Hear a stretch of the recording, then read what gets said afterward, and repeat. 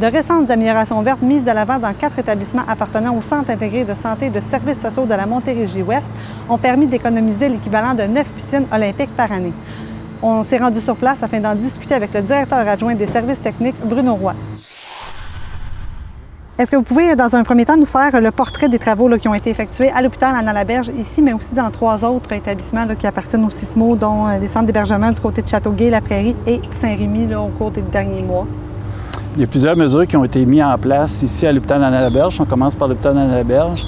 Donc, les principales, on a refait l'éclairage à l'intérieur de l'hôpital. Donc, on a converti l'éclairage de T12 au T8.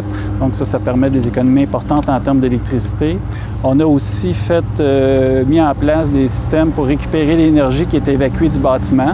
Par exemple, une récupération sur la chaleur qui sort de la cheminée, des chaudières. On a mis aussi des récupérateurs sur les évacuations d'air vicié. Cette chaleur-là, dans le fond, est récupérée à l'intérieur du bâtiment, après ça, pour faire de l'eau chaude domestique, par exemple. D'autres mesures importantes qui ont été faites, c'est la modernisation de nos équipements. Donc, on est allé chercher des équipements qui sont plus performants énergétiquement parlant, donc des chaudières qui ont un rendement plus élevé. On a aussi diminué notre consommation de gaz naturel, donc par le fait même, on réduit nos gaz à effet de serre et on remplace ça par du thermopompage, c'est-à-dire qu'on va récupérer la chaleur que j'expliquais tout à l'heure qui était évacuée, mais là, on va la redistribuer autrement dans le bâtiment, surtout en période d'hiver, quand on a besoin de chauffage. Fait que ça, essentiellement, c'est les mesures qui ont été mises en place pour Anna-Laberge. Pour les autres, on parle de centre d'accueil. C'est un peu le même principe aussi. On récupère la chaleur qui est évacuée puis on la réinjecte dans le bâtiment sous différentes formes, dont l'eau chaude domestique.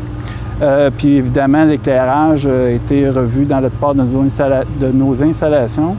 Il y a aussi au niveau de l'imotique où, si on veut, tout ce qui est contrôle à distance des bâtiments, on automatise nos bâtiments, on va aller chercher un peu plus d'efficacité.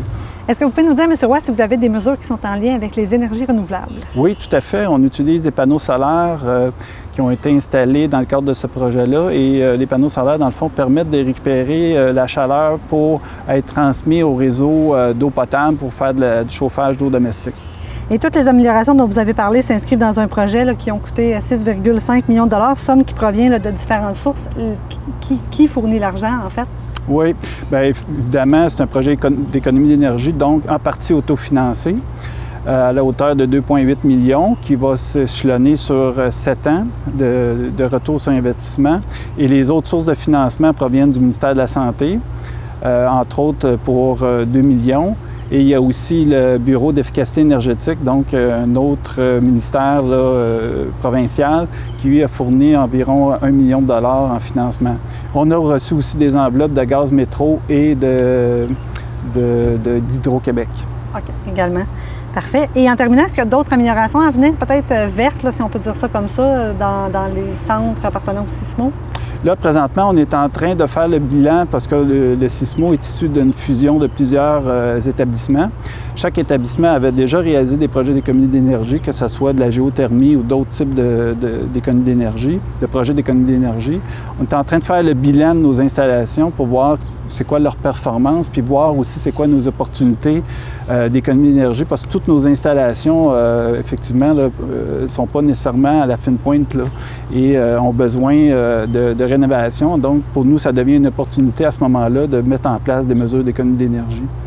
Il y a aussi des actions qui s'en viennent du côté du développement durable, donc le recyclage dans différentes installations, le papier, le carton et les plastiques, entre autres. Bruno Roy, merci. Merci.